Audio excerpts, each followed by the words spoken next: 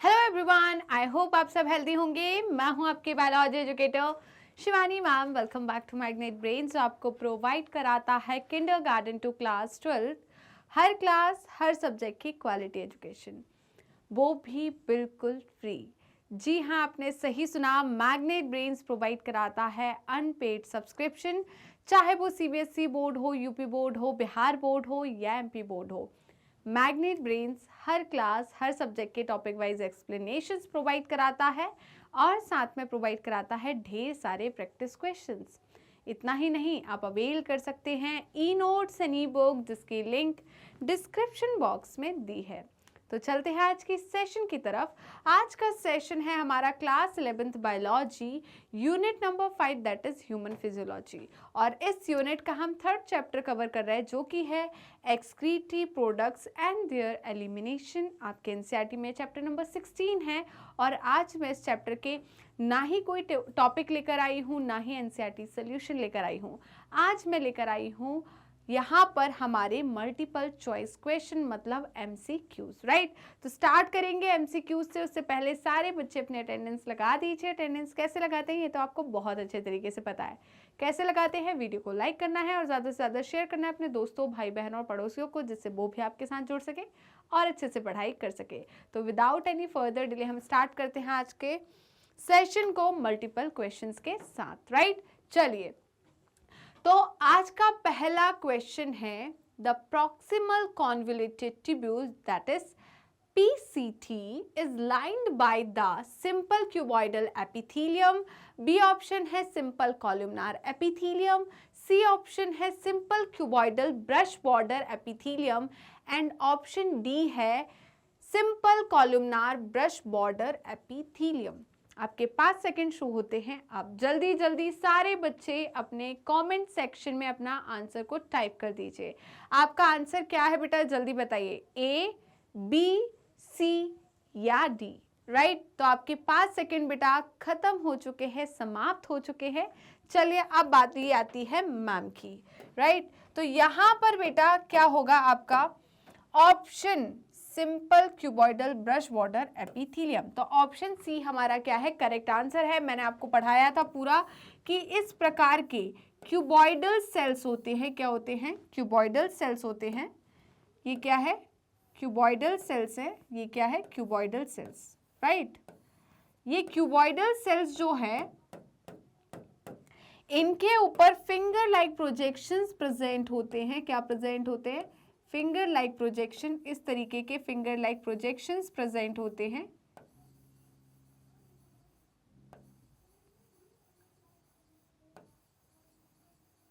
ठीक है, जिसे हम क्या बोलते हैं, जल्दी बताइए। Brush border cuboidal epithelium. ये क्या है? माइक्रोविलाई है। ये क्या है बेटा? माइक्रोविलाई है। ये माइक्रोविलाई क्या करती है, जल्दी बताइए। ये माइक्रोविलाई क्या करेंगी? ये इंक्रीज करेगी सरफेस एरिया को। Increase surface area for absorption. Increase surface area for absorption. बेटा बच्चे बहुत कंफ्यूज होते हैं किसमें ma'am? Simple cuboidal brush border epithelium और simple columnar brush border epithelium. तो मैं हमेशा कैसे याद कराती हूँ अपने बच्चों को, देखिए हम बात करते हैं एब्जॉर्प्शन की और रीएब्जॉर्प्शन की। तो एब्जॉर्प्शन ज्यादा होगा, ऑब्वियस सी बात है, एब्जॉर्प्शन ज्यादा होगा। रीएब्जॉर्ब होगा वो तो कम पार्ट का होगा ना, ठीक है। तो यहां पर हम एब्जॉर्प्शन कराएंगे, तो एब्जॉर्प्शन के लिए हमें बड़े बड़े सेल चाहिए, राइट। बड़े बड़े सेल्स कौन से है? कॉलुमनार सेल्स है, राइट। बड़े बड़े सेल्स कौन से? कॉलुमनार सेल्स, ठीक है। तो हमारे इंटेस्टाइन में एब्जॉर्प्शन होता है, स्मॉल इंटेस्टाइन में एब्जॉर्प्शन होता है। स्मॉल इंटेस्टाइन में जो टिश्यू या सेल होते हैं वो कैसे होते हैं बताइए? Simple columnar brush border epithelium. तो ये डाइजेशन में होते हैं और ये किस में होते हैं? एक्सक्रीशन में होते हैं। क्लियर है बेटा? तो कैसे याद रखोगे, समझ में आया? तो जल्दी से आप यहां पर अपना आंसर टिक कर दीजिए। तो फटाफट बेटा अपना आंसर टिक कीजिए। ये कौन से सेल दिख रहे हैं आपको, जल्दी बताइए। यहां पर मैम ये हमें दिख रहे हैं सिंपल क्यूबॉइडल एपिथेलियम। ये क्या है? सिंपल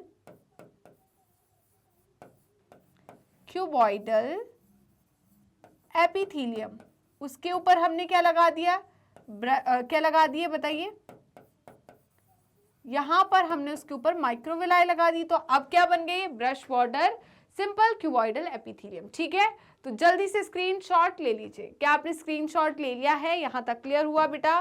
तो जो भी अभी मेरे न्यू स्टूडेंट्स अभी जुड़े हैं वो फटाफट सेशन को लाइक और शेयर कर दीजिए। नेक्स्ट है question number 2, the blood from glomerulus is carried away by, right. तो यहां पर जो ग्लोमेरुलस से जो ब्लड है उसको दूर लेकर कौन जाता है, afferent arteriole, efferent arteriole, peritubular capillary का नेटवर्क या रीनल वेन। जल्दी बताइए, आपके 5 सेकंड शुरू हो चुके हैं अब। 5 4 3 2 1, टाइम अप, टाइम अप। जल्दी बताइए क्या आंसर होगा। तो बेटा यहां पर आंसर होगा अवे, अवे इफरेंट, एग्जिट करता है इफरेंट, तो इफरेंट आर्टीरियोल ये क्या होगा बेटा, करेक्ट आंसर, राइट। तो ऑप्शन सेकंड हमारा क्या है, करेक्ट आंसर है। ऑप्शन सेकंड हमारा क्या है, करेक्ट आंसर। तो नेक्स्ट है बेटा हमारा क्वेश्चन नंबर 3। क्वेश्चन नंबर 3 है the normal value of GFR is approximately. तो मैंने आपको बताया था GFR जो है वो अप्रोक्सीमेटली कितना होता है, 125 ml पर मिनट, राइट। तो यहां पर हमारा ऑप्शन डी जो है वो क्या हो जाएगा, correct answer, right. Option D हमारा क्या होगा, करेक्ट आंसर। तो जल्दी से इसका स्क्रीनशॉट ले लीजिए। क्या आपने स्क्रीनशॉट ले लिया है, यहां तक कोई दिक्कत, कोई परेशानी? चलिए जी आगे बढ़ते हैं। नेक्स्ट क्वेश्चन है क्वेश्चन नंबर 4। क्वेश्चन नंबर 4 है vasa recta is vasa recta in cortical nephron. ठीक है, तो दो प्रकार के नेफ्रॉन्स मैम ने पढ़ाए थे, एक होता था हमारा कॉर्टिकल नेफ्रॉन, दूसरा था जक्स्टा ग्लोमेरुलर जो हमारे नेफ्रॉन्स थे। ठीक है, जक्स्टा ग्लोमेरुलर नेफ्रॉन्स। ठीक है, तो यहां पर मैं किसकी बात कर रही हूं, कॉर्टिकल नेफ्रॉन की बात कर रही हूं। तो कॉर्टिकल नेफ्रॉन जो है स्मॉल होते थे, ठीक है, इनकी लूप ऑफ हेनले काफी ज्यादा छोटी होती थी, रिड्यूस होती थी। इनमें क्या एब्सेंट होता था, जल्दी बताइए। तो आपके 5 सेकंड शुरू हो चुके हैं, जल्दी बताइए। Arises from efferent arteriole rather than afferent arteriole, क्या ऐसा कुछ है। Vasa recta of cortical nephron does not get involve in counter current exchange with loop of Henley.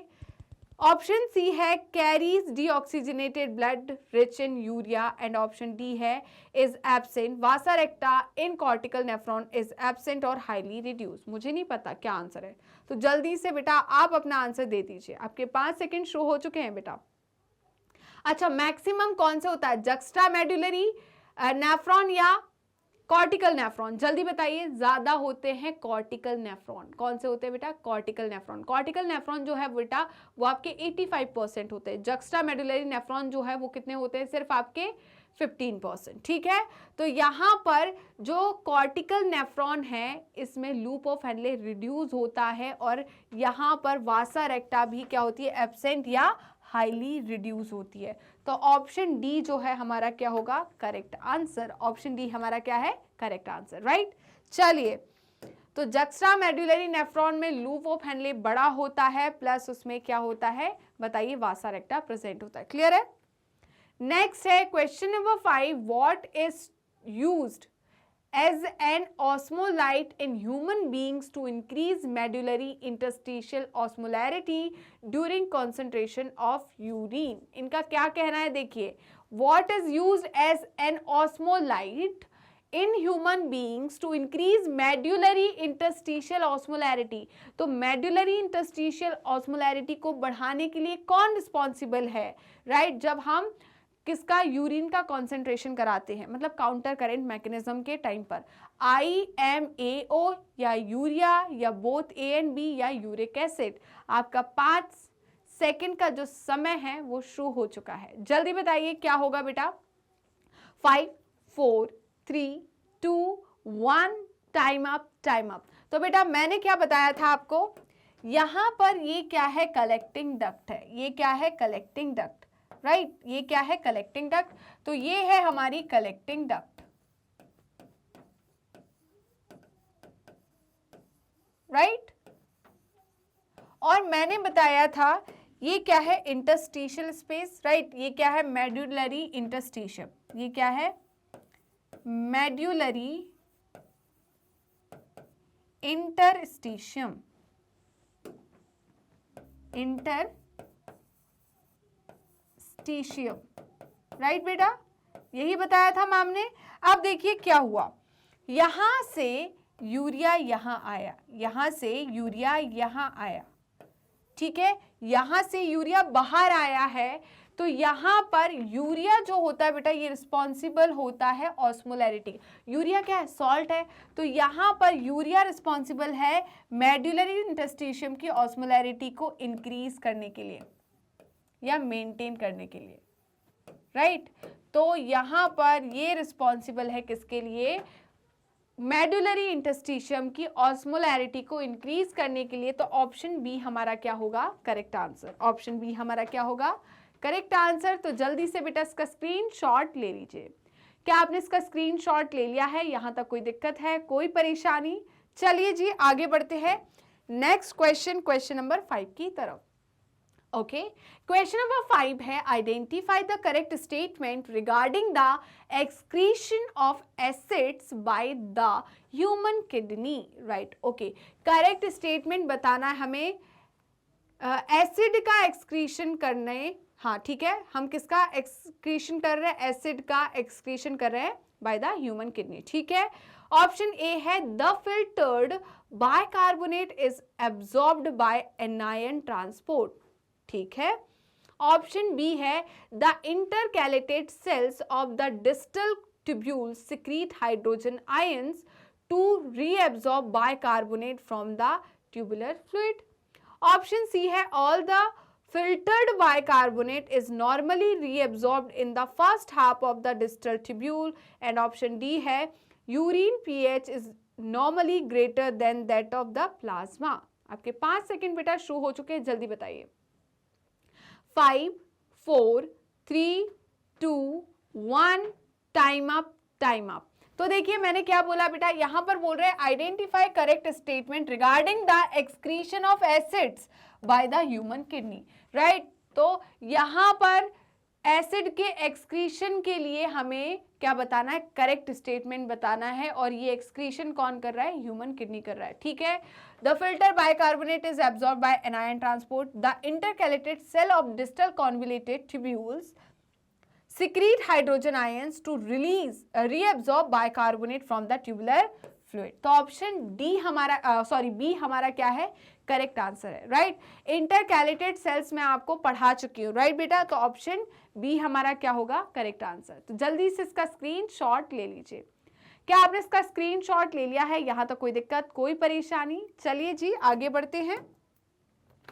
Next है क्वेश्चन नंबर 7। क्वेश्चन नंबर 7 है during the concentration of urine by the human kidney, NaCl is returned to the medullary interstitium by the, जल्दी बताइए, बहुत easy है, मैंने आपको कल भी पढ़ाया है, परसों भी पढ़ाया है, ठीक है, जल्दी बताइए।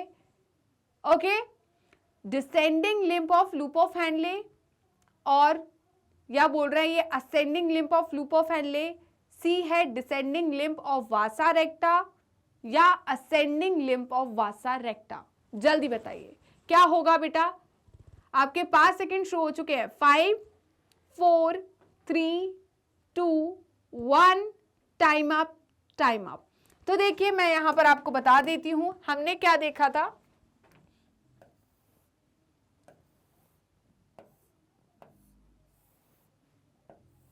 ये क्या है बेटा हमारे,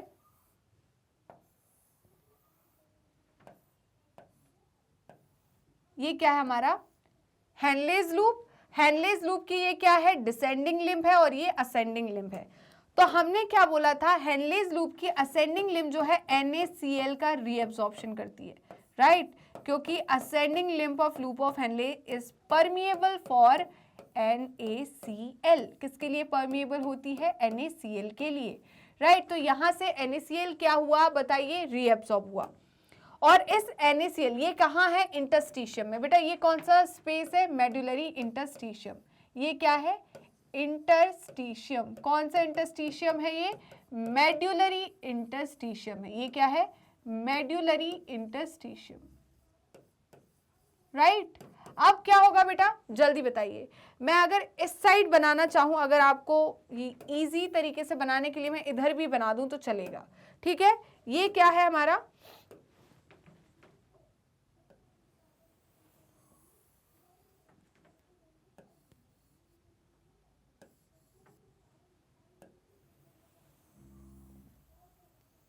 ये क्या है हमारा वासा रेक्टा। ये वासा रेक्टा का क्या है बेटा, जल्दी बताइए। ये वासा रेक्टा का क्या है, ये है असेंडिंग, वो है डिसेंडिंग, ठीक है। कैसे पहचाना, ये डिसेंडिंग हो गया, ये क्या हो गया असेंडिंग। या मैं क्या बोल दूं, या मैं इस तरीके से बोल दूं कि ये इसके यहां पर प्रेजेंट है, ये यहां पर प्रेजेंट है, ठीक है। तो यहां पर मैंने क्या बोला बेटा, ये क्या है descending limb of vasa recta, ठीक है। और ये क्या है ascending limb of vasa रेक्टा, clear है। तो यहां पर क्या होगा बेटा, ये जो है ये क्या है बेटा ascending limb of loop of Henley. इसने क्या किया, रीएब्सॉर्ब करा किसका, बताइए, ट्रांसपोर्ट करा किसका, NaCl का। उसी NaCl को किसने यहां पर लिया, बताइए। ये NaCl यहां पर आ गया, ये NaCl, वही NaCl जो इंटरस्टिशियम में प्रेजेंट था वो यहां पर आया, ठीक है। ये NaCl यहां पर आया, ये आता गया, ठीक है, ये आ गया।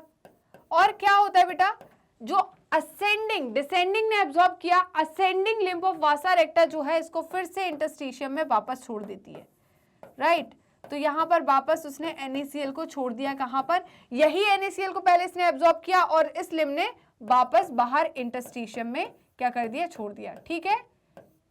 तो यहां पर हम क्या बोल रहे हैं बेटा, इन्होंने क्या बोला था, NaCl return to the medullary interstitium by ascending limb of vasa recta, ठीक है। तो ऑप्शन सी हमारा क्या होगा correct answer, option C, sorry D हमारा क्या होगा करेक्ट आंसर। तो जल्दी से इसका स्क्रीनशॉट ले लीजिए। क्या आपने स्क्रीनशॉट ले लिया है, यहां तक कोई दिक्कत है, कोई परेशानी, चलिए आगे बढ़ते हैं। ओके तो बेटा नेक्स्ट क्वेश्चन है क्वेश्चन नंबर 8। क्वेश्चन नंबर 8 है dash is a yellow pigment that is formed after dead blood cells are processed in the liver, right. तो इनका कहना है कि येलो कलर का पिगमेंट जो है वो फॉर्म होता है किससे, बताइए, आफ्टर डेड ब्लड सेल से, कहां पर, प्रोसेस्ड इन द लिवर, ठीक है। It is also primarily responsible for the yellow colour of urine. तो आपकी यूरिन का जो येलो कलर होता है, पेल येलो कलर होता है, राइट, वो उसके लिए कौन रिस्पॉन्सिबल है, इनमें से कोई एक रिस्पॉन्सिबल है, तो हमें वही बताना है वो कौन है, राइट। क्या वो जियाजेंथिन है, क्या वो यूरोक्रोम है, क्या वो कैरोटिनॉइड्स है, या option D none of the above. जल्दी बताइए, आपके 5 सेकंड शो हो चुके हैं। 5 4 3 2 1 टाइम अप, टाइम अप। जल्दी बताइए बेटा, ऑप्शन बी यूरोक्रोम जो है, राइट, यूरोक्रोम जो है यही रिस्पॉन्सिबल है येलो कलर ऑफ यूरिन के लिए, और यही वो येलो पिगमेंट है जो कि फॉर्म होता है आफ्टर डेड ब्लड सेल्स, ठीक है, जो कि कहां पर प्रोसेस होती है, लिवर में, क्लियर है। तो जल्दी से इसका स्क्रीनशॉट ले लीजिए। तो ऑप्शन बी हमारा क्या है correct answer. Okay next question की तरफ चलते हैं। नेक्स्ट क्वेश्चन है क्वेश्चन नंबर 9। क्वेश्चन नंबर 9 है an increase in the blood flow to the atria of the heart can cause the release of, right. तो इनका कहना है यहां पर जो ब्लड फ्लो है वो क्या होता है, इंक्रीज होता है, to the atria of heart can cause the release of. अब सिंपल सी बात है, जब ब्लड फ्लो बढ़ा, अब ब्लड फ्लो बढ़ा तो ज्यादा ब्लड कहां पे जाएगा, हमारे एट्रिया के पास, राइट, जो हमारे हार्ट है उनके अपर चेंबर में। अब ये ज्यादा ब्लड जो है क्या कराएगा, प्रेशर लगाएगा किस पर, एट्रिया की वॉल्स पर। तो एट्रिया के जो वॉल्स है वो एक फैक्टर रिलीज करेंगी, दैट इज एट्रियल नाइट्री यूरेटिक फैक्टर, है ना। तो उसे हम क्या कहते हैं, ANF कहते हैं। ये एंटागोनिस्टिक काम करता है हमारे किसके, जल्दी बताइए। ये एंटागोनिस्टिक काम करता है हमारे एंजियोटेंसिन के, राइट, या रेनिन एंजियोटेंसिन मैकेनिज्म के, ठीक है। वो क्या कर रहा था बताइए, ब्लड प्रेशर को बढ़ा रहा था, GFR को बढ़ा रहा था, ठीक है। ये क्या करेगा, ब्लड प्रेशर या GFR को कम करेगा, ब्लड जो है ना, ब्लड वॉल्यूम को कम करेगा। तो यहां पर कौन रिस्पॉन्सिबल है, ब्लड फ्लो इंक्रीज हो रहा है, इंक्रीज हो रहा है तो हमें से नॉर्मल लाना है, नॉर्मल लाने के लिए क्या करना पड़ेगा, डिक्रीज करना पड़ेगा। डिक्रीज के लिए कौन रिस्पॉन्सिबल है, atrial natriuretic factor that is ANF released by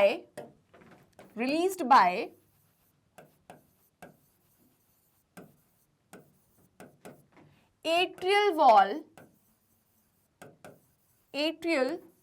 wall of human heart, right. तो ये क्या करता है, एंटागोनिस्टिक होता है, ठीक है, एंटागोनिस्टिक है। तो ये क्या करेगा, डिक्रीज करेगा GFR को, या हम क्या बोलेंगे, डिक्रीज करेगा ब्लड फ्लो को, राइट। अब ब्लड फ्लो बढ़ा हुआ है तो ब्लड फ्लो को हमें नॉर्मल लेकर आना है।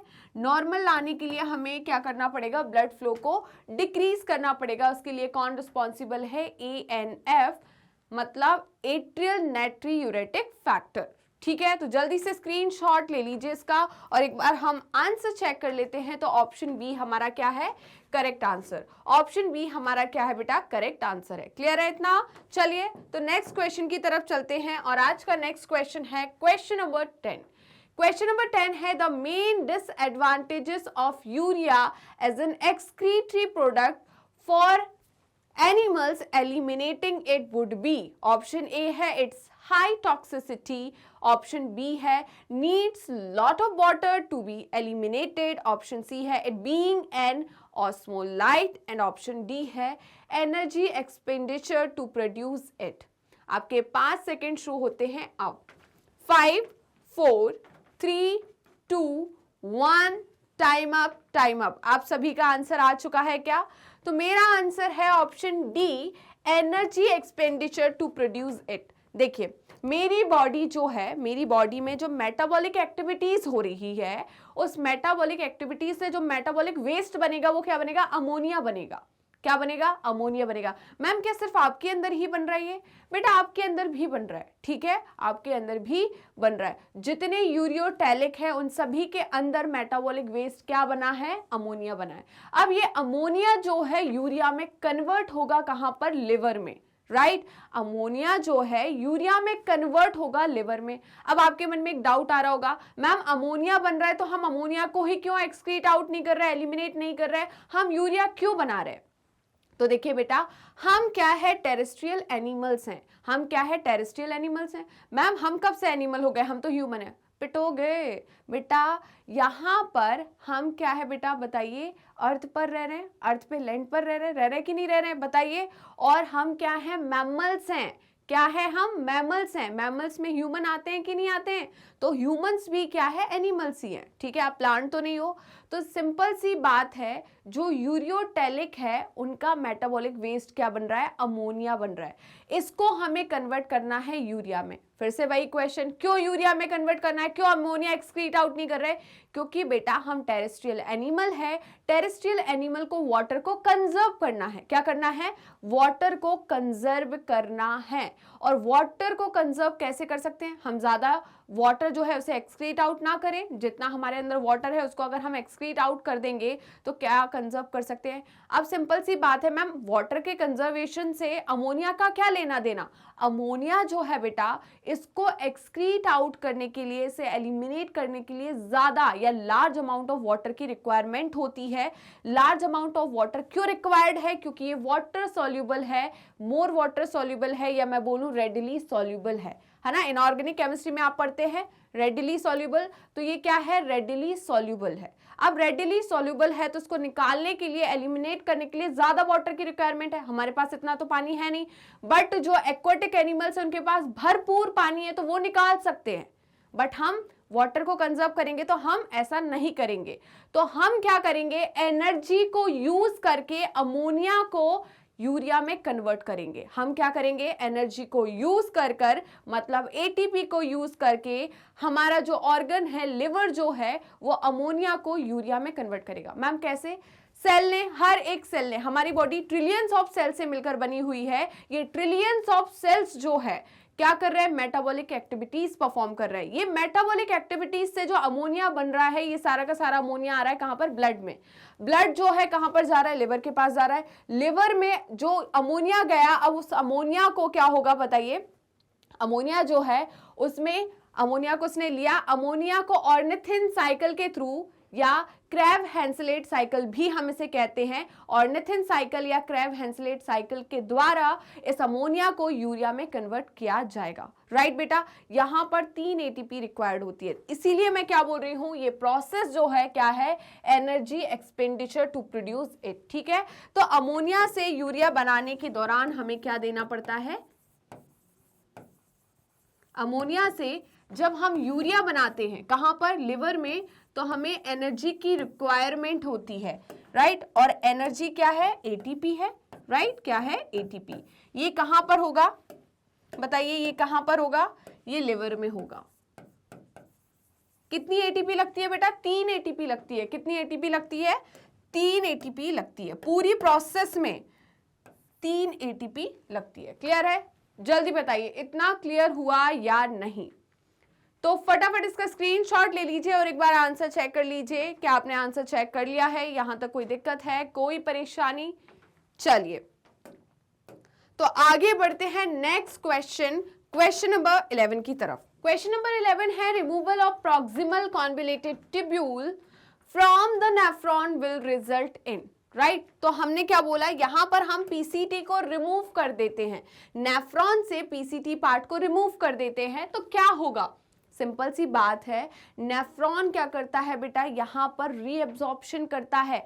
वहां पर क्या प्रेजेंट होते हैं, जल्दी बताइए, brush border cuboidal epithelium present होते हैं, जो कि क्या करते हैं, रीअब्जॉर्प्शन करते हैं।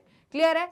अब यहां पर अगर हमने इस पार्ट को क्या कर दिया, रिमूव कर दिया, तो रीअब्जॉर्प्शन हो पाएगा या नहीं, जल्दी बताइए।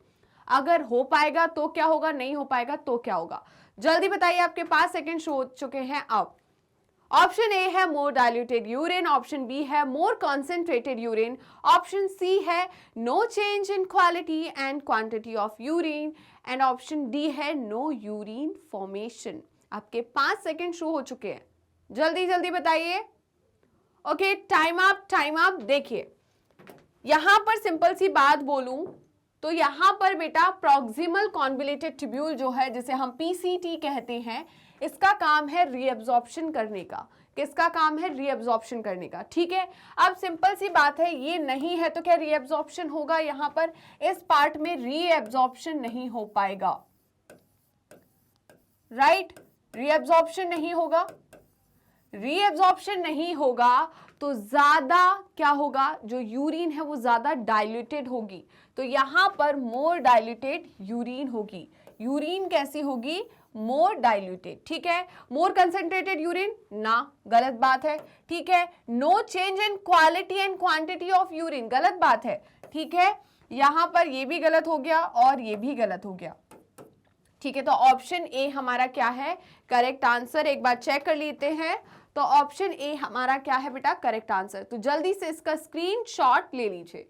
क्या आपने स्क्रीनशॉट ले लिया है, यहां तक कोई दिक्कत, कोई परेशानी? तो इसी बात पे फटाफट सारे बच्चे सेशन को लाइक और शेयर कर दीजिए। नेक्स्ट है बेटा atrial natriuretic hormone, that is ANH, ये ANF ही है। राइट, एट्रियल नाइट्रियूरेटिक फैक्टर बोल लो या हार्मोन बोल लो, will promote a and dash in the excretion of sodium and water, thus dash blood volume and blood pressure.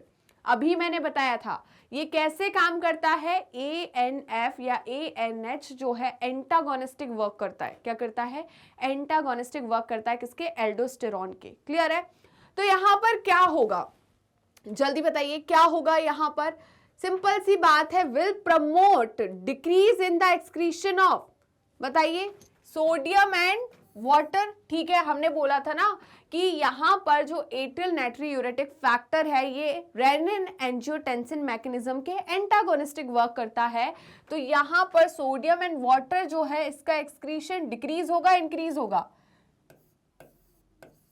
Decrease, क्या होगा, decrease. तो atrial natriuretic hormone will promote decrease in the excretion of sodium and water, thus dash blood volume and blood pressure. वहां पर renin angiotensin mechanism से हमने क्या करा था, जीएफआर को इंक्रीज किया था, ब्लड फ्लो को बढ़ाया था, राइट, ब्लड वॉल्यूम इंक्रीज किया था, बॉडी फ्लूइड इंक्रीज किया था, ऑस्मोलैरिटी को डिक्रीज किया था, ठीक है। तो यहां पर क्या होगा बेटा, इन्होंने पूछा है blood volume and blood pressure, ये क्या करेगा, डिक्रीज, ठीक है। तो यहां पर होगा क्या, डिक्रीजिंग, क्या होगा, डिक्रीजिंग। तो जल्दी से चेक कर लीजिए, ऐसा कोई ऑप्शन दिख रहा है, decrease, decreasing, okay, option A ही है, डिक्रीज एंड डिक्रीजिंग। तो ऑप्शन ए हमारा क्या हो जाएगा, करेक्ट आंसर। ऑप्शन ए हमारा क्या है, करेक्ट आंसर है। तो जल्दी से इसका स्क्रीनशॉट ले लीजिए। क्या आपने स्क्रीनशॉट ले लिया है? यहां तक कोई दिक्कत है, कोई परेशानी, जल्दी बताइए। तो आगे बढ़ते हैं नेक्स्ट क्वेश्चन, क्वेश्चन नंबर 13 की तरफ। क्वेश्चन नंबर 13 है, the Krebs Henseleit cycle is sequence of biochemical reaction that takes place in dash. अभी बताया मैंने लास्ट टू लास्ट क्वेश्चन में, है ना, क्रैब हैंसलेट साइकिल या ऑर्निथिन साइकिल के बारे में मैंने बताया है, इसमें क्या होता है वो सब चीजें मैं आपको ऑलरेडी बता चुकी हूं। तो जल्दी बताइए ये कहाँ होती है, ब्रेन में, लिवर में, यूरिनरी ब्लैडर में या लंग्स में? आपके 5 सेकंड शो हो चुके हैं। 5 4 3 2 1, टाइम अप, टाइम अप। तो देखिए बेटा, मैंने अभी आपको बताया कि हमारा मेटाबॉलिक वेस्ट क्या है, अमोनिया बनता है, राइट। ये अमोनिया जो है लिवर के पास जाता है, लिवर में क्या होता है, ये क्रैब हैंसलेट साइकिल या ऑर्निथिन साइकिल के द्वारा किसमें कन्वर्ट होता है, यूरिया में कन्वर्ट होता है। इसमें 3 एटीपी की रिक्वायरमेंट होती है, 3 एटीपी यहाँ पर क्या होती है, रिक्वायर्ड होती है, यूज होती है। कहाँ हो रही है ये साइकिल, लिवर में हो रही, तो ऑप्शन बी हमारा क्या होगा, करेक्ट आंसर। ऑप्शन बी क्या है बेटा, करेक्ट आंसर है। चलते हैं नेक्स्ट क्वेश्चन, मतलब क्वेश्चन नंबर 14 की तरफ।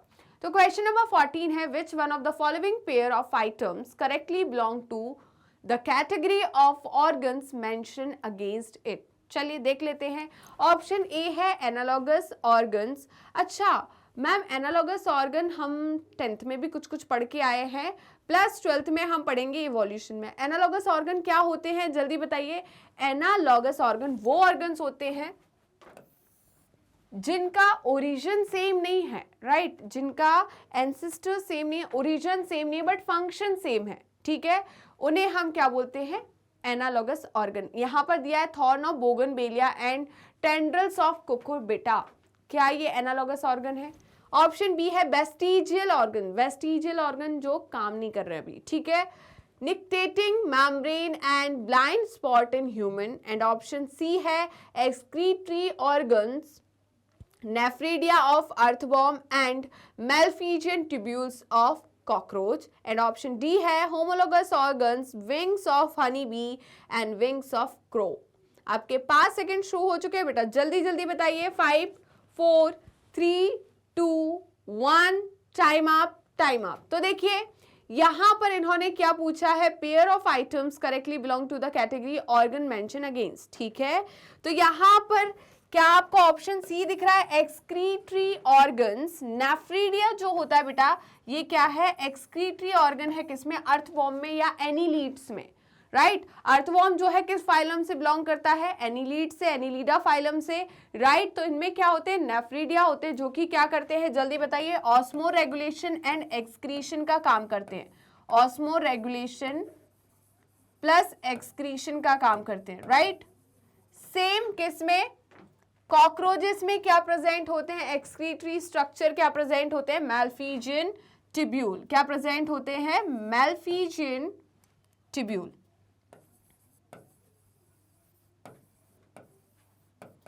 राइट, इतना क्लियर हुआ या नहीं? तो ऑप्शन सी क्या है, करेक्ट आंसर है। ऑप्शन सी क्या है, करेक्ट आंसर, एक बार चेक कर लीजिए। ओके, तो ऑप्शन सी हमारा क्या है, करेक्ट आंसर। चलते हैं नेक्स्ट क्वेश्चन, मतलब क्वेश्चन नंबर 15 की तरफ। तो क्वेश्चन नंबर 15 है, the dash is the point where 2 or 3 major renal calyces join together. तो बताइए मैंने क्या बोला था बेटा आपको, जल्दी बताइए। माइनर कैलिसिस यहाँ पर बहुत सारी माइनर कैलिसिस 3 to 4 माइनर कैलिसिस मिलकर मेजर कैलिसिस को बनाती है। एंड देन ये मेजर कैलिसिस, बहुत सारी मेजर कैलिसिस जो है वो एक जगह ओपन होती है, वो क्या बनाती है? रीनल पेल्विस बनाती है, यूरेथ्रा बनाती है, वाउमेंस कैप्सूल या नन ऑफ दी अबव। अगर आप थोड़ा भी दिमाग लगाएं, अगर आप भूल चुके हैं फिर भी आपको याद आ जाएगा। जल्दी बताइए, आपके 5 सेकंड शो हो चुके हैं बेटा, जल्दी जल्दी। 5 4 3 2 1 टाइम अप, टाइम अप। आपको पता है ना मैम के सेकंड जो है थोड़े फास्ट चलते हैं, जिससे आपकी आदत जो है वो डली रहे, ठीक है, कि हमें जल्दी से जल्दी क्वेश्चन अटेम्प्ट करना है। तो बेटा यूरेथ्रा कहाँ से आ गया यहाँ पर? पहली बात तो यूरेथ्रा कहाँ से आ गया? यूरेथ्रा का तो कोई लेना देना ही नहीं है। यूरिनरी ब्लैडर होता तब भी हम सोचते ये यूरिनरी ब्लैडर बोल रही, यूरेटर होता तो भी हम सोचते यूरेथ्रा तो कोई ऑप्शन ही नहीं है। बाउमेंस कैप्सूल कहाँ से भाई? कहाँ से? जो मेजर कैलिसिस है बाउमेंस कैप्सूल में ओपन होने लगे? कुछ भी, ये तो ट्यूबुलर पार्ट है नेफ्रॉन का। नहीं नहीं, नन ऑफ दी अबव। पहले इसके बारे में भी सोच लेते हैं ना। क्या है? Renal pelvis, funnel like structure बनता है जिसमें क्या है, मेजर कैलिसिस आकर ओपन होती है, इससे हम क्या बोलते हैं बेटा? Renal pelvis. तो ऑप्शन ए हमारा क्या है? करेक्ट आंसर है। ऑप्शन ए क्या है? Correct answer. मैंने आपको पूरा डायग्राम बना के सिखाया था, ठीक है। चलिए, तो इतना क्लियर हो चुका है। चलते हैं नेक्स्ट क्वेश्चन, क्वेश्चन नंबर 16 की तरफ। क्वेश्चन नंबर 16 है, which of the following statement about the kidney is incorrect. भाई यहां पर सर्कल कर लीजिए, क्या इनकरेक्ट, क्योंकि ये हमें क्या करता है? घुमाता है। मैंने क्या बोला?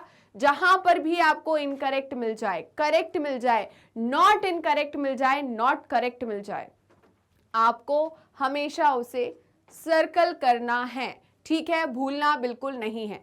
ऑप्शन ए है, they consume over 20% of oxygen used by the body at rest, ठीक है, ओके। नेक्स्ट है, approximately 1200 ml of fluid is filtered by the kidney each day. इनका कहना भाई किडनी जो है हर दिन में 1200 ml फ्लूइड को फिल्टर करती है, ठीक है, मान लेते हैं, हमें क्या पता।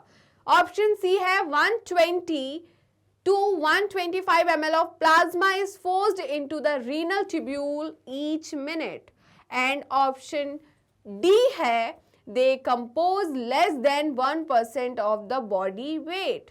जल्दी बताइए, 5 4 3 2 1 टाइम अप, टाइम अप। तो इनका कहना है, पहला ऑप्शन दिख रहा है बेटा, दे कंज्यूम, किसकी बात कर रहे हैं? ये किडनीज की बात कर रहे हैं। तो they consume over 20% of oxygen used by the body at rest, बिल्कुल सही है, राइट। ऑप्शन बी है, approximately 1200 ml of fluid is filtered bye kidney each day. क्या बात है यार, कुछ भी बोल रहे हैं, कुछ भी बोल रहे हैं, हम मान लेंगे क्या इनकी बात को? बेटा मैम ने आपको बताया है 180 मतलब 180 लीटर, कुछ भी बोल रहे हैं, 1200 ml बोल रहे हैं, 180 लीटर क्या होता है यहाँ पर? फ्लूइड जो है फिल्टर्ड होता है, क्लियर है, ओके। तो 180 लीटर समझ में आ रहा है ना, लीटर समझ में आ रहा है। तो 180 लीटर फ्लूइड जो है उसे किडनी हर दिन में फिल्टर करती है, समझ में आया कि नहीं? ऑप्शन सी है, 120 ml of plasma is forced into renal tubules each minute. हाँ, ये पॉइंट सही है, राइट, है ना। इसी को हम GFR बोलते हैं, ग्लोमेरुलर फिल्ट्रेशन रेट। हर मिनट में किडनी जो है 125 ml प्लाज्मा जो है उसे क्या करती है? फिल्टर करती है, फोर्स्ड करती है, जिसे हम GFR कहते हैं, glomerular filtration rate. They compose less than 1% of the body weight, बिल्कुल सही है। तो मेरे हिसाब से इन्होंने इनकरेक्ट पूछा है, तो बी जो है हमारा वो क्या है? इनकरेक्ट है, क्योंकि ये करेक्ट होता है, ठीक है। तो ऑप्शन बी हमारा क्या है? आंसर। एक बार चेक कर लीजिए क्या सही है। ऑप्शन बी हमारा क्या है? Correct answer. क्लियर है बेटा? नेक्स्ट क्वेश्चन है क्वेश्चन नंबर 17। क्वेश्चन नंबर 17 बोल रहा है बेटा, the condition where urea accumulated in blood is, right, क्या होगा? ग्लाइकोसूरिया, यूरेमिया, कीटोन्यूरिया या एसिडोसिस। आपके 5 सेकंड शो होते हैं अब। 5 4 3 2 1 time up, time up. Simple सी बात है, बहुत इजी पीजी क्वेश्चन है। यूरिया की बात कर रहे हैं बेटा, तो urea in blood is uraemia, right. तो ये क्या हो जाएगा हमारा answer? Urea in blood, uraemia, ठीक है। तो ये क्या है, यूरिया इन ब्लड, इसे हम क्या कहेंगे, यूरेमिया कहेंगे। ग्लूकोज इन ब्लड क्या कहलाएगा, ग्लूकोज इन ब्लड नहीं, glucose in urine, right, glucose in urine, glucose Suriya. यहां पर यूरिया वर्ड आ रहा है, यूरिया वर्ड किसके लिए है, यूरिन के लिए। ग्लूकोज वर्ड जो है किसके लिए है, ग्लूकोज के लिए। तो ग्लूको सूर्या क्या होता है, ग्लूकोज इन यूरिन, इसे हम क्या कहेंगे, ग्लूकोसूरिया, ठीक है। Ketonuria, ketone bodies in blood क्या कहलाएगा, कीटोन बॉडीज या कीटोन इन ब्लड या यूरिया, यूरिया कहलाएगा क्या, यूरिया में अगर कीटोन बॉडीज होगी तो क्या कहलाएगा, कीटोसूरिया। तो ऑप्शन बी जो है हमारा क्या होगा, करेक्ट आंसर। ऑप्शन बी हमारा क्या है, करेक्ट आंसर है। तो जल्दी से इसका स्क्रीनशॉट ले लीजिए। क्या आपने स्क्रीनशॉट ले लिया है, यहां तो कोई दिक्कत, कोई परेशानी। नेक्स्ट है बेटा क्वेश्चन नंबर 18। क्वेश्चन नंबर 18 है uric acid is the chief nitrogenous component of excretory product of. तो सिंपल सी बात है, हमने 3 टाइप के एक्सक्रीटरी या नाइट्रोजनस वेस्ट प्रोडक्ट पढ़े हैं। पहला पढ़ा है अमोनिया, दूसरा पढ़ा है हमने यूरिया, और थर्ड पढ़ा है यूरिक एसिड, ठीक है। तो यहां पर हम किसकी बात कर रहे हैं, यहां पर हम बात कर रहे हैं अमोनिया। तो ये तो एक्वेटिक एनिमल्स में, मतलब मैनी बोनी फिशेस, ठीक है। एक्वेटिक एम्फीबियंस, एक्वेटिक इंसेक्ट्स, उसमें क्या होगा बताइए, यहां पर एक्वेटिक इंसेक्ट्स में, राइट, एक्वेटिक एम्फीबियंस,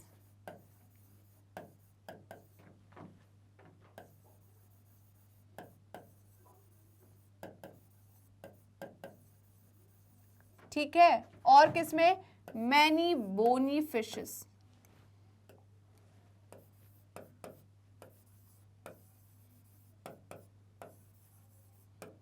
इसमें क्या होता है बेटा, जल्दी बताइए। अमोनिया जो है वो एक्सक्रीटरी प्रोडक्ट होता है। अमोनिया का मॉलिक्यूलर फॉर्मूला क्या है, NH3, राइट, क्या है, NH3, ठीक है। इतना समझ में आया कि नहीं। वहीं पर यूरिया की हम बात करें तो यूरिया किस में है, टेरेस्ट्रियल एनिमल में है, किस में है, टेरेस्ट्रियल एनिमल। तो टेरेस्ट्रियल एनिमल में क्या है बेटा, टेरेस्ट्रियल एनिमल में जो यूरिया है वो क्या है बताइए, नाइट्रोजनस वेस्ट। या हम बात करें टेरेस्ट्रियल जो टेरेस्ट्रियल एम्फीबियंस है उसमें क्या होगा, जैसे कि हम फ्रॉग की बात करें तो फ्रॉग जो है उसके एडल्ट फॉर्म में वो क्या करता है, यूरिया एक्सक्रीट आउट करता है। बट वो टेडफोल उसके लार्वा फॉर्म में रहता है तब वो अमोनिया एक्सक्रीट आउट करता है, ठीक है। तो टेरेस्ट्रियल एम्फीबियंस जो है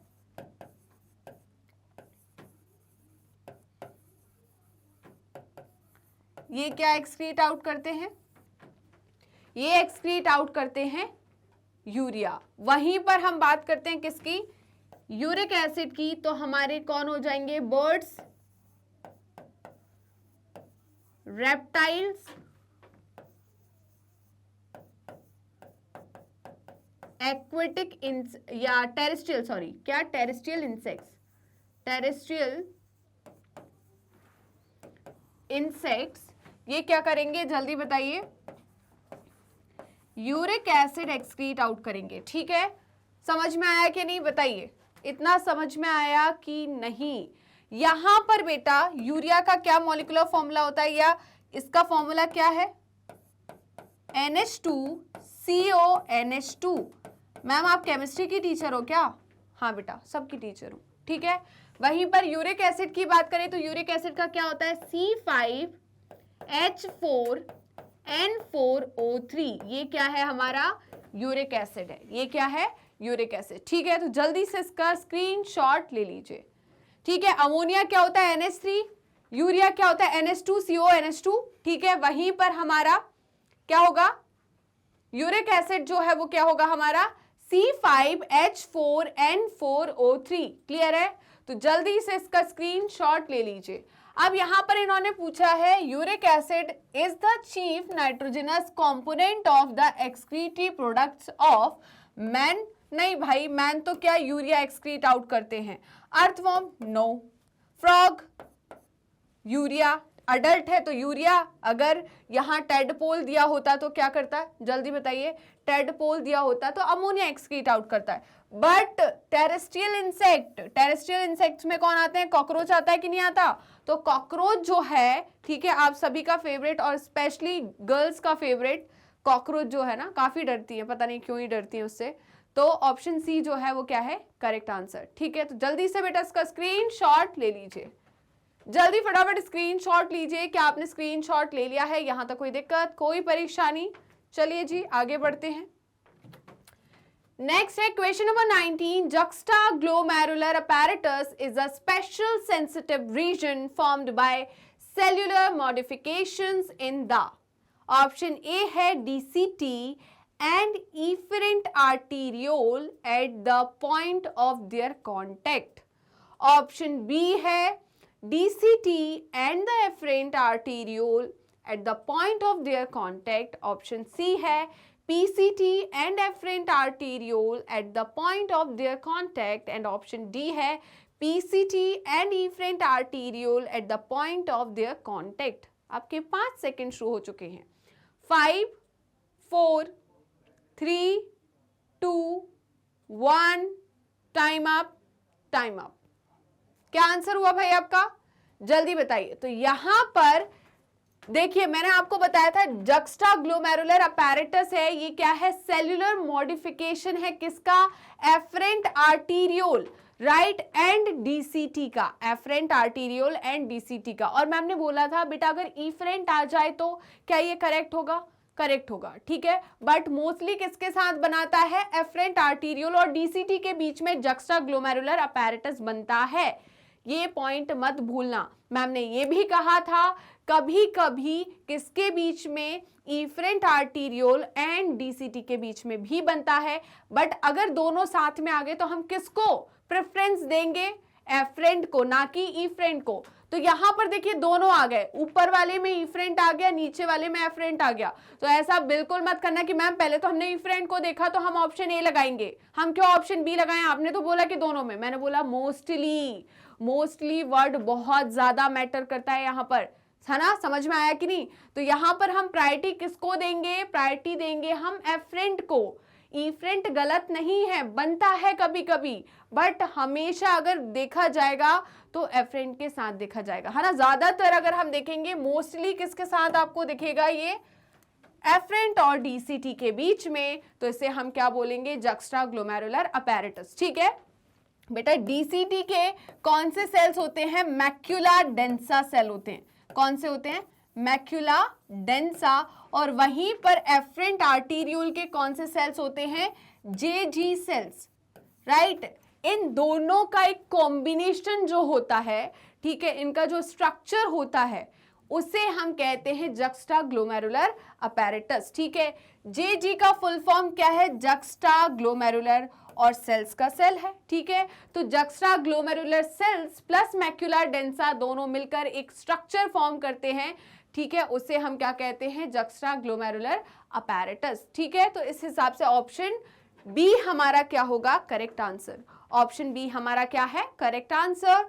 तो चलिए नेक्स्ट चलते हैं हम क्वेश्चन नंबर 20 की तरफ। उससे पहले सारे बच्चे सेशन को लाइक और शेयर कर दीजिए। चलिए, तो क्वेश्चन नंबर 20 है excretion of dilute urine require. तो भाई डाइल्यूट यूरिन का मतलब क्या है, यहां पर क्या है डाइल्यूट यूरिन का मतलब, यहां पर डाइल्यूट यूरिन का मतलब है इसमें ऑस्मोलैरिटी, इसकी ऑस्मोलैरिटी क्या है, कम है, इसमें वाटर ज्यादा है। क्लियर है। Relative permeability of distal tubule of water, मुझे क्या पता। Transport of sodium and chloride ions out of the descending loop of handle.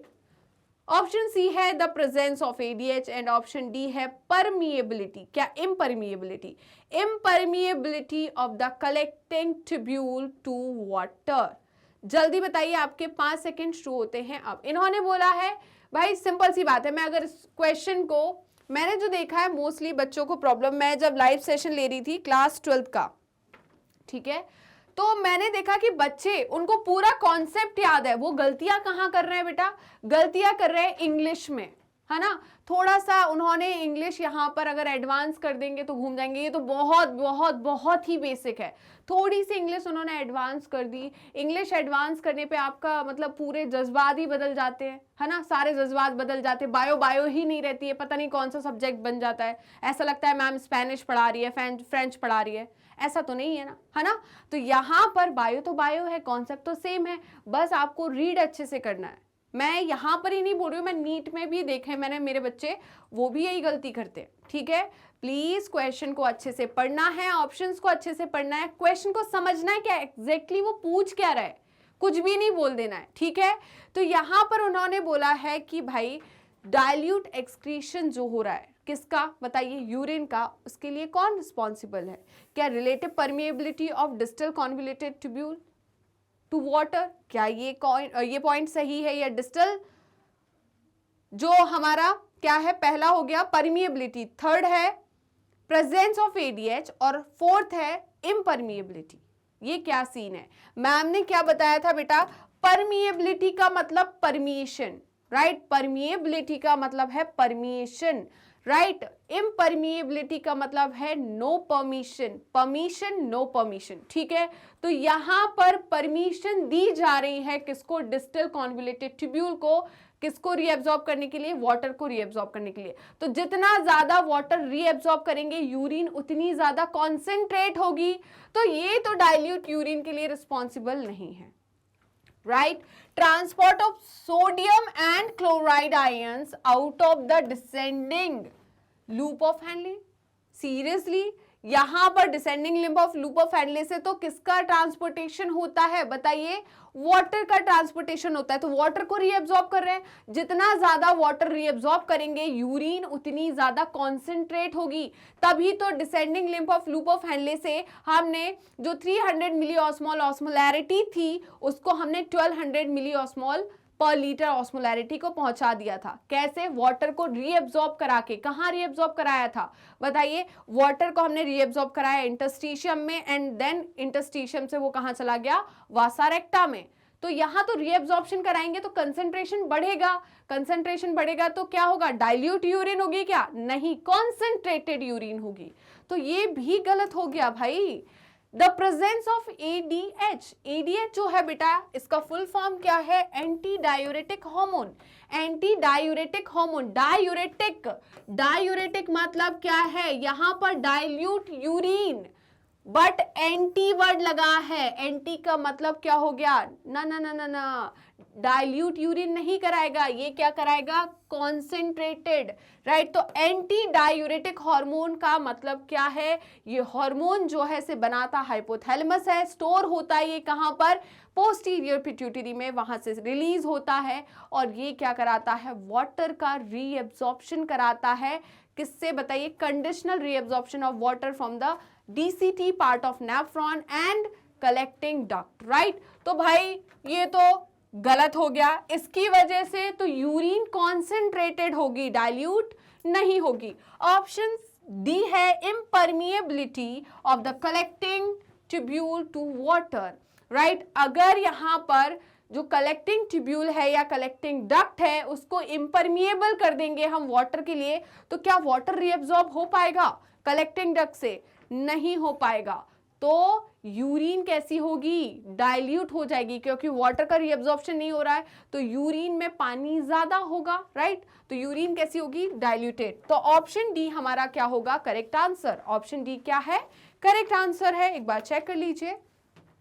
बिल्कुल जी, ऑप्शन डी हमारा करेक्ट आंसर है, राइट। चलते हैं नेक्स्ट क्वेश्चन, क्वेश्चन नंबर 21 की तरफ। क्वेश्चन नंबर 21 है, the part of nephron involved in active reabsorption of sodium is, जल्दी बताइए, distal convoluted tubule, proximal convoluted tubule, Bowman's capsule, या ऑप्शन डी है descending limb of Henle's loop. आपके 5 second show हो चुके हैं, जल्दी बताइए, 5 4 3 2 1, टाइम अप, टाइम अप। जल्दी बताइए इन्होंने क्या बोला, the part of nephron involve in active reabsorption of sodium. Sodium के एक्टिव रीअब्जॉर्प्शन के लिए कौन रिस्पॉन्सिबल है? क्या डिस्टल कॉन्वोल्यूटेड ट्यूब्यूल, क्या हमारा proximal convoluted tubule, Bowman's capsule, या descending limb of loop of handle. तो बेटा मैम ने जब आपको नेफ्रॉन पढ़ाया था तो नेफ्रॉन में क्या बताया था, जो पीसीटी रीजन होता है उसमें ग्लूकोज का एक्टिव रीअब्जॉर्प्शन होता है, अमाइनो एसिड का एक्टिव रीअब्जॉर्प्शन होता है, कैटायंस का एक्टिव रीअब्जॉर्प्शन होता है, राइट। तो यहाँ पर सोडियम क्या है, कैटायन है, सोडियम क्या है, कैटायन है, तो इसका एक्टिव रीअब्जॉर्प्शन कहाँ होगा बताइए, प्रॉक्सिमल कॉन्वोल्यूटेड ट्यूब्यूल मतलब पीसीटी रीजन में। तो ऑप्शन बी हमारा क्या होगा करेक्ट आंसर, ऑप्शन बी हमारा क्या होगा करेक्ट आंसर, राइट। चलते हैं नेक्स्ट क्वेश्चन, क्वेश्चन नंबर 22 की तरफ। क्वेश्चन नंबर 22 है, which of the following does not favour the formation of large quantities of dilute urine. जल्दी बताइए, अल्कोहल, कैफीन, रेनिन या atrial natriuretic factor, which of the following does not favor formation of large quantities of dilute urine? जल्दी बताइए, आपके 5 second शुरू हो चुके हैं। 5 4 3 2 1 टाइम अप, टाइम अप। तो याद आ रहा है आपको रेनिन, मैम ये तो डाइल्यूट यूरिन को करता है, रेनिन याद आ रहा है। रेनिन जो है ये रास मैकेनिज्म चलाता है, क्या, रास मैकेनिज्म। रास मैकेनिज्म क्या है बेटा, RAAS, renin angiotensin aldosterone system, इसे हम बोलते हैं रास, ठीक है। तो रेनिन जो है ये क्या करता है बताइए, कॉन्सेंट्रेट करता है, क्या करता है, कॉन्सेंट्रेट करता है, क्लियर है। तो यहां पर ऑप्शन सी हमारा क्या होगा करेक्ट आंसर, ऑप्शन सी क्या होगा करेक्ट आंसर, राइट। तो जल्दी से इसका स्क्रीनशॉट ले लीजिए, ओके। तो यहां पर ये तो डाइल्यूट यूरिन को प्रेफर करेगा, ठीक है, caffeine and alcohol, no no no गलत बात है। तो हमारा ऑप्शन सी क्या है करेक्ट आंसर, रेनिन, ठीक है। चलिए नेक्स्ट क्या है, क्वेश्चन नंबर 23। क्वेश्चन नंबर 23 है, figure shows human urinary system with structure labeled A to D. Select option which correctly identifies them and gives their characteristics and of functions. ठीक है भाई, देख लेते हैं। यहाँ पर हमें किडनी दिख रही है, ठीक है, तो हमें लेबलिंग करनी है A, B, C and D। एक बार देख लेते हैं, A क्या दिख रहा है, B क्या है, ठीक है, C और D। चलिए ऑप्शन पे आते हैं। ऑप्शन ए है, A जो है वो क्या है, एड्रिनल ग्लैंड है, located at the anterior part of kidney, secrete catecholamines which stimulate glycogen breakdown, ठीक है। ऑप्शन बी है, इन्होंने कहा है बी जो है वो pelvis broad funnel shape space है, inner to hilum directly connected to the loop of हैंले।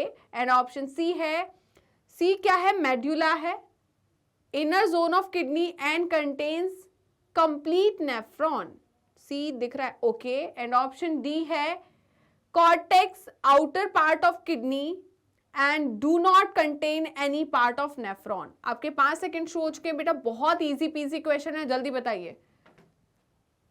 5 4 3 2 1 time up, time up. देखिए बेटा ए जो दिख रहा है आपको, ए क्या है यहाँ पर, ए है एड्रीनल ग्लैंड, ए क्या है, एड्रीनल ग्लैंड।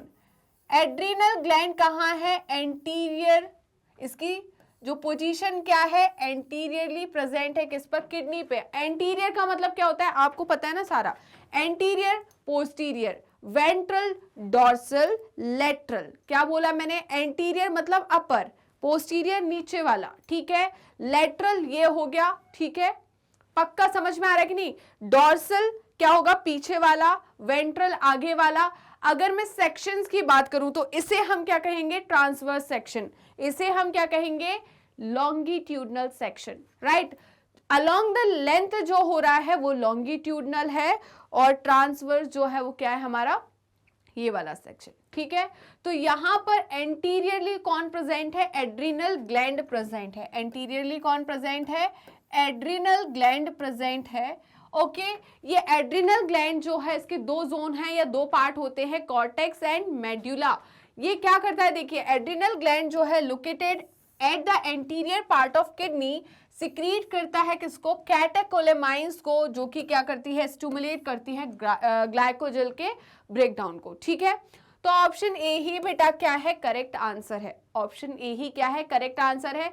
तो मैम ये तीन गलत कैसे हुए वो भी तो बताइए। तो बिल्कुल मैम तो बताएंगी ही। बी जो है बेटा बिल्कुल पेल्विस है, ब्रॉड फनल शेप स्पेस है, बिल्कुल सही है। Inner to the hilum, hilum ये है, ये हाइलम है, हाइलम के इनर है, बिल्कुल सही है। यहां तक मुझे कोई दिक्कत नहीं हुई इस स्टेटमेंट को पढ़ने में। ठीक है, बिल्कुल सही है।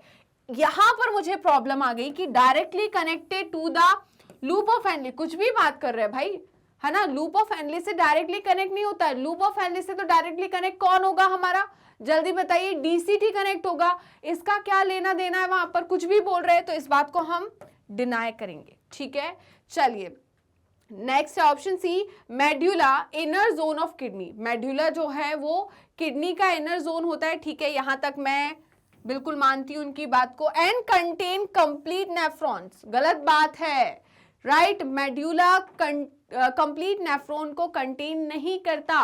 Bowman's capsule, PCT and distal convoluted tubule जो है, राइट, ये कहां पर प्रेजेंट होता है, कॉर्टेक्स में, और थोड़ा सा पार्ट किसका, कलेक्टिंग डक्ट का।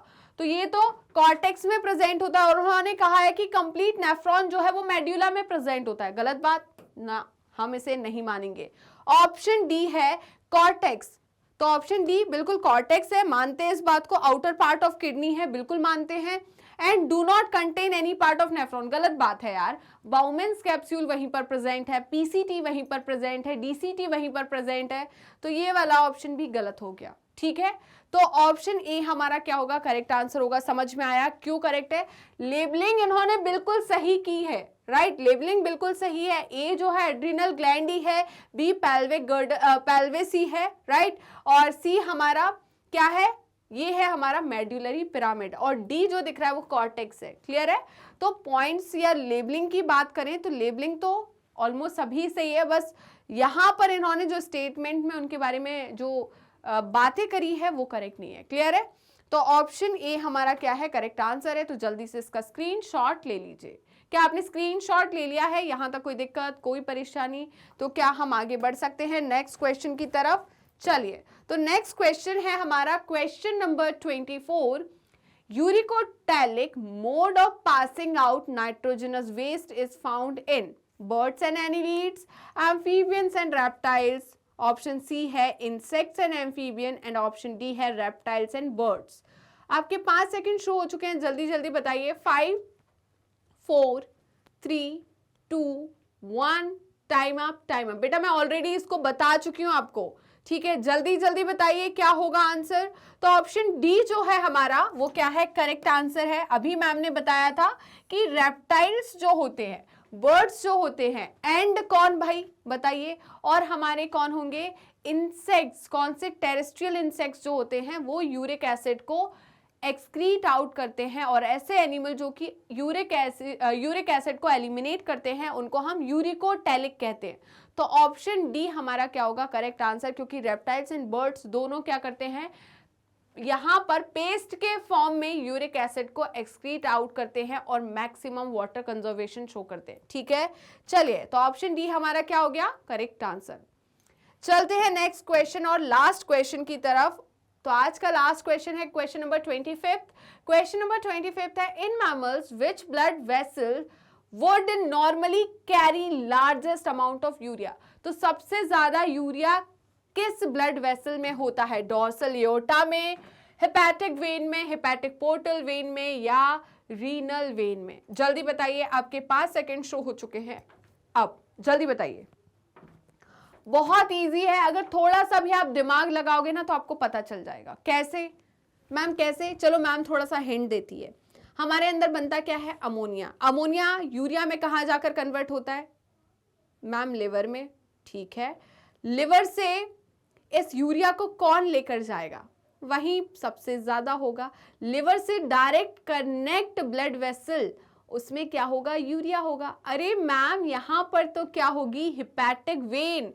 तो हिपैटिक वेन जो है उसमें क्या होगा, मैक्सिमम अमाउंट या लार्ज अमाउंट में यूरिया प्रेजेंट होगा।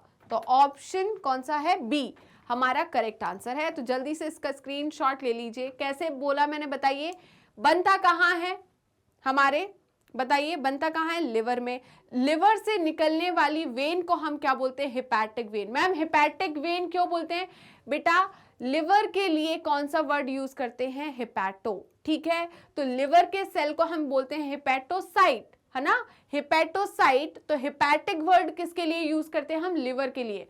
तो लिवर से जो डायरेक्ट वेन निकलती है उसे हम हिपैटिक वेन कहेंगे। तो ये हिपैटिक वेन में क्या होगा, जहां पर बन रहा है फैक्ट्री में कुछ, सपोज एक प्रोडक्ट फैक्ट्री में बन रहा है तो भाई उसका जो अमाउंट है फैक्ट्री में ज्यादा होगा ना, ठीक है। तो फैक्ट्री से निकलने वाली वेन जो है, मतलब फैक्ट्री क्या हो गई, लिवर, लिवर से निकलने वाली वेन क्या होगी, हिपैटिक वेन।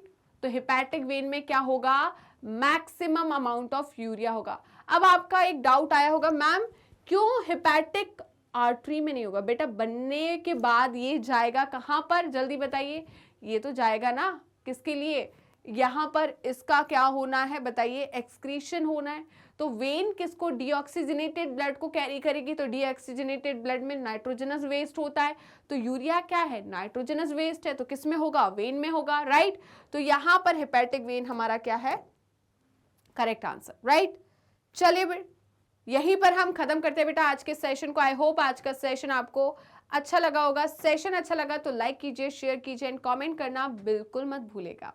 और मेरे जितने भी स्टूडेंट्स ने अभी तक मैग्नेट ब्रेन्स के यूट्यूब चैनल को सब्सक्राइब नहीं किया है वो जल्दी जल्दी फटाफट मैग्नेट ब्रेन्स के यूट्यूब चैनल को सब्सक्राइब कर दीजिए एंड बेल आइकन को क्लिक कर दीजिए, जिससे डेली बेसिस पर आपको नोटिफिकेशन मिलते रहे, डेली बेसिस पर आप recorded videos as well as live session attend कर सके। साथ में आप हमें फॉलो कर सकते हैं हमारे पेज पर। तो पेज को फॉलो करने के लिए सिंपली आपको गूगल या क्रोम पर जाना है एंड वहां टाइप करना है मैग्नेट ब्रेन्स। जैसे ही आप मैग्नेट ब्रेन्स टाइप करोगे तो आपको इस टाइप का एक पेज ओपन होगा। इस पेज में किंडरगार्टन टू क्लास 12 क्लास तक की कंप्लीट कोर्स की प्लेलिस्ट अवेलेबल है। Specially 11th and 12th class के लिए यहाँ पर आपको स्ट्रीम वाइज प्लेलिस्ट अवेलेबल होगी, जैसे कि science stream, commerce stream, humanities stream. इस स्ट्रीम वाइज प्लेलिस्ट या किसी भी क्लास की प्लेलिस्ट में आपको क्या क्या चीज़ें प्रोवाइड की जा रही है, तो थोड़ा ध्यान से सुनिएगा। हम इस प्लेलिस्ट में आपके लिए लेकर आए हैं एनसीईआरटी की पूरी थ्योरी, वो भी टॉपिक वाइज, साथ में NCERT solution, MCQs, MIQs, one shot revision, quick revision and daily practice question, जिससे ना कि सिर्फ आपका थ्योरी पार्ट स्ट्रांग हो, बट हमने पूरा ध्यान रखा है कि आपके थ्योरी पार्ट के साथ आपका सोल्यूशन भी पूरा होना चाहिए। आप एमसीक्यूज भी लगाए हर एक चैप्टर के, आप मोस्ट इंपॉर्टेंट क्वेश्चंस भी करें, आप डेली रिवीजन कर पाए, डेली प्रैक्टिस कर पाए। इन सारी बातों को ध्यान में रखकर हमने इस प्लेलिस्ट को तैयार किया है, जिससे आपकी स्टडी काफ़ी ज़्यादा स्ट्रांग और स्मार्ट होने वाली है। साथ में आप हमें फॉलो कर सकते हैं हमारी ऑफिशियल वेबसाइट पर, दैट इज www.magnetbrains.com, और आप हमसे जुड़ सकते हैं हमारे सोशल मीडिया हैंडल्स के थ्रू, जैसे कि Facebook, Instagram, Twitter and WhatsApp. आप अवेल कर सकते हैं e notes and E book, जिसकी लिंक डिस्क्रिप्शन बॉक्स में दी है। तो चलते हैं मैग्नेट ब्रेन्स के टॉप कोर्सेज की तरफ। उससे पहले जान लीजिए कि मैग्नेट ब्रेन्स के 2 चैनल हैं। हिंदी मीडियम चैनल, जिस पर हम क्लास 6 to 12 क्लास तक के कोर्सेज कराते हैं, ये कोर्सेज आपको 100% फ्री में मिलते हैं। इंग्लिश मीडियम चैनल, जिस पर आप मुझसे पढ़ रहे हैं, इस पर हम किंडरगार्टन टू क्लास 12 के कोर्सेज कराते हैं। ये चैनल भी आपको 100% फ्री एजुकेशन प्रोवाइड कराता है। इन दोनों चैनल पर आपको पढ़ने के लिए कोई भी पेड सब्सक्रिप्शन लेने की ज़रूरत नहीं है। इन दोनों चैनल पर हम आपको सीबीएसई बोर्ड की प्रिपरेशन कराते हैं। सीबीएसई बोर्ड के साथ इंक्लूड करते हैं स्टेट बोर्ड को भी, जैसे कि Delhi board, Bihar board, UP board, MP board, Rajasthan board. इसके साथ ही वैदिक maths, crash course and spoken English. ये सारे के सारे टॉप कोर्सेज मैग्नेट ब्रेन्स आपको हाई क्वालिटी एजुकेशन के साथ 100% फ्री में प्रोवाइड कराता है। तो जुड़े रहिए मुझसे और मैग्नेट ब्रेन्स से। मिलते हैं नेक्स्ट सेशन में, तब तक के लिए बाय बाय।